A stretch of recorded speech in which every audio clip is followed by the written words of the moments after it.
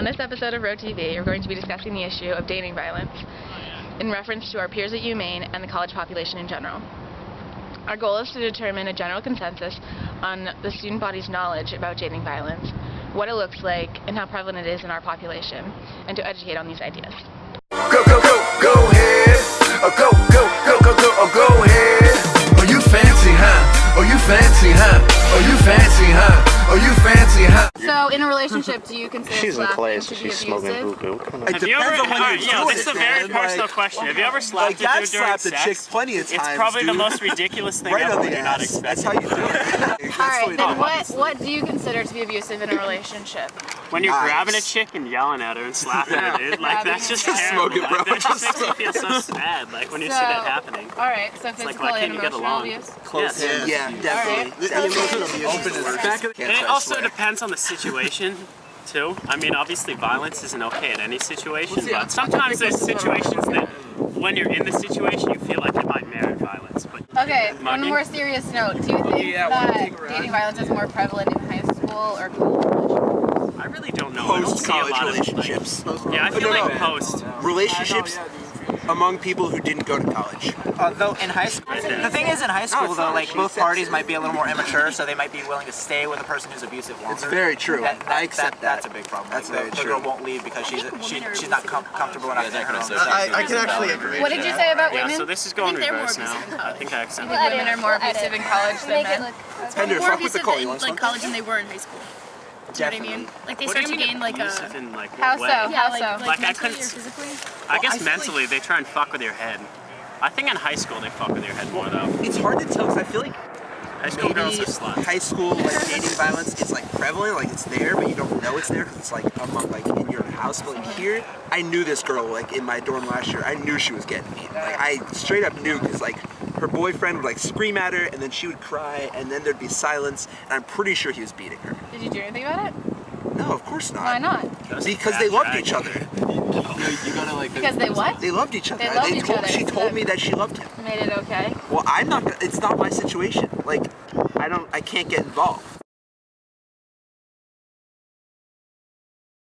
As an RA, what kind of training did you receive on how to handle a violent or abusive situation? We had to go through situations called behind closed doors, in which we would come across situations with actors that were RAs, sometimes other ACCs or CCs, and they might be simulating a dating violence situation. So I didn't have to handle that personally, but we did have to go into scenarios like that, and we were taught how to deal with that. So we were just kind of thrust into the situation. There might be a couple yelling at each other about something, and it would be obvious that they were having an argument, so you would have to go in and figure out how to deal with it. So once the situation was over, we were taught on the best ways to deal with it in the future. So, I mean, if it escalates to a violent point, then you need to call UMPD, but if it's just two people yelling at each other, then you want to calm them down and not pick a side. You want to maybe separate them, call in another RA, because you don't want the situation to escalate, and it can escalate very quickly. Have you witnessed any dating violence in the dorms? I have. Before I was an RA, I was trying to sleep. It was about midnight, and I heard a couple yelling really loudly right outside my door. So I was kind of groggy. I put up with it for a few minutes, and then I decided to just go out into the hall and ask them to quiet down. I mean, I wasn't really trained to deal with that kind of situation, and I was half asleep, so that wasn't maybe the best way to deal with it, but they did quiet down and either separate or maybe continue their argument elsewhere, I'm not sure. But as an RA, I have witnessed one scenario of dating violence. It wasn't physical, but it was obviously emotional and verbal.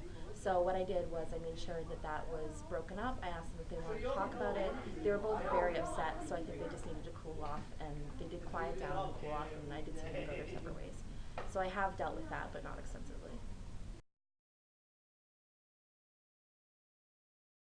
Do you believe that gays and lesbians, gay and lesbian couples, is that just as prevalent abuse? Is this just what? Just as prevalence. Yeah, I think so. Yeah. Why do you say so? Because it's still a relationship. And it still matters. Very good answer. Thank you. How difficult is it for someone who is being abused to get out of an abusive relationship? I think it can be really difficult. It can just be really rough because a lot of times, you know, like you love the person. I mean, you wouldn't be in a relationship with someone that you didn't care about.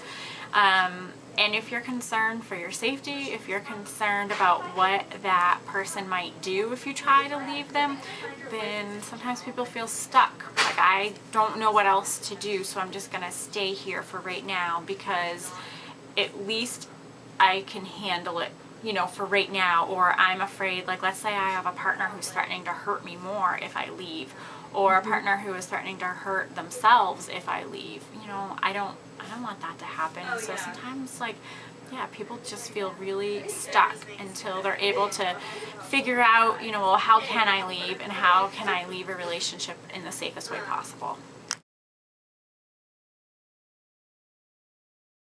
What do you consider to be abuse in a relationship? I mean, any physical or emotional abuse, just like anything like name calling, like hitting. So verbal as well? Verbal as well, yeah. How about throwing things, throwing objects at a person? Is that abuse in a relationship? Yeah, I mean, I consider it abuse if, yeah. I mean, have you ever thrown something at a young lady? No, never. Okay. Thank you. I appreciate the time, bro. Do you think that men and women have different motives for violence in a relationship? I believe that the motives are the same. I think it all boils down to the same things, like I was, you know, financial situation or living situation or personal beliefs, things of that matter. Could you please discuss your opinions on the origins of dating violence? Sure. These days, I think dating violence begins with young boys in our society. Young boys in our society grow up knowing what violence is and knowing that violence is promoted. You can walk into any boy's room and see action figures with huge muscles and guns. You see them watching all these movies that are on TV about, you know, killing, mass murder of people, and, you know, violence is promoted. Whereas you walk into girls' rooms and all you see is pink and Barbie dolls. You would never see a boy playing with a Barbie doll for one reason, because it's not promoted. They like the violence. Violence among boys is promoted and it's liked. They are encouraged to look down upon women. They're supposed to be above, stronger, tougher. They're not supposed to be a wimp.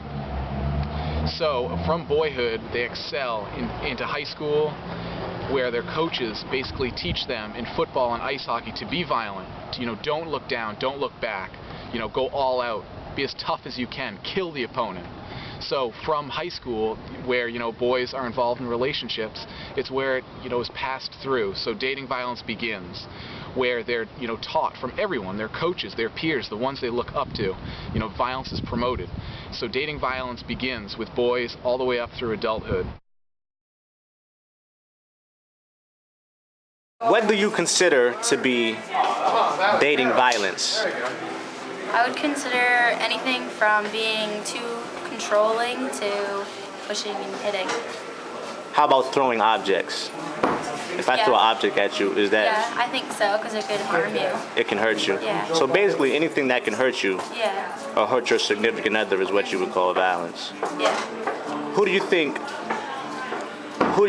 more often commits these relationships violence, the man or the woman? Well, I think that it can go either way, really, because some girls get really angry and... I concur. I concur. But guys can too, but it's just more, when you think of violence, you think of guys, but even verbally it can go either way. Okay, thank you very much. You're welcome. What do you consider to be abuse in a relationship? Violence, like hitting each other, I guess. I don't know. Hitting each other? Yeah, I mean, abusive. I guess words are abusive. Abusive words? Okay, good. Do you think biting and kicking is abusive? To some extent, yeah. I mean, that's kind of like an extreme of it, but... Biting and kicking is an extreme of it? Biting's kind of extreme. Okay. Kicking and punching kind of go hand in hand. Biting have to get close to bite. Can't like just jump out and bite somebody. Okay. Do you think men or women are more apt to commit violence in a relationship? I guess, well, I would say that men are more prone to violence in a relationship than women. Are there early signs that show that a partner may become violent in a relationship? And what would you say those signs are? Yeah, there are all kinds of signs. Jealousy is a big one, that if you have a partner who is showing signs of just being super jealous, wanting to know where you are, what you're doing, what you're wearing, who you're talking to, when you're talking to them, someone who is like checking up on you, someone who is checking your text, your email, your Facebook, you know, wants your passwords. Yeah, that type of jealousy would be a pretty big indicator that there's something wrong. There's something that's not okay there. And jealousy has a lot of connection, you know, with abuse. All right, what do you guys consider to be abuse in a relationship? Making someone feel any way that they don't want to feel. Like if you're offending someone constantly, it doesn't necessarily have to be physical, it can also be verbal.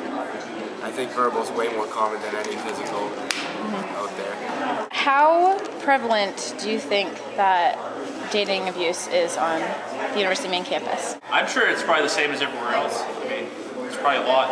It's college campus. It's probably pretty prevalent. Yeah. So what do you think the prevalence in a college population is? Maybe 1 out of 10. 1 out of 10? Yeah. 10%? I think there's probably more than that. Not gonna lie. It's actually double that. Really? Yes, about 20%. Wow. Abusive in relationships. Like just in general, or romantic relationships, or what? Romantic relationships. Oh, I consider like keeping tabs on people. I think that's pretty abusive. Like having to know where your partner is at all times. Like I think that's really pushing the like barrier between abusive and not abusive. And I also think that like moderating who your significant other can hang out with. Like if I was to say to my boyfriend, like, I don't want you hanging out with Sally because you were hugging her yesterday and I don't like that. Like, I mean, especially if I don't know the background of their friendship, they could have been like best friends from high school. I just think it's ridiculous when girls do that. Do you think there's a difference in prevalence between men and women? Like, do you think one is more abusive than the other? I don't think so. I think they can be abusive in different ways, but girls have the potential to be just as abusive as guys. Like, they can be manipulative. I mean, guys are typically known to be more, like, they're more associated with, like, physical abuse and stuff like that, but girls can definitely just, like, get into a guy's head and mess them up. Okay, what do you think is the prevalence on this college campus in percentage of abuse? I have no idea, because I haven't really seen much abuse. Like, being here, I'm only a freshman, I haven't really seen much, like, romantic relationships, but I guess since I'm around more girls, I live with girls, like, I've seen more of the manipulative aspects rather than, like, physical abuse. As an officer of Wildstein, can you tell us about any LGBT issues dealing with dating violence? I definitely have seen it firsthand with some of my friends. It's something that happens. Most cases that I've seen have been focusing on emotional and mental abuse, guilting people into relationships, threatening to kill themselves if someone will leave them, different things like that. I feel like it's just as relevant as physical abuse because there's still that scarring that leaves on an individual emotionally. Do you think that dating abuse in LGBT couples is just as prevalent? Yeah, it's dating. Like, just because we date the same gender doesn't mean that our relationships are that different. So it's just as prevalent. So yeah, definitely.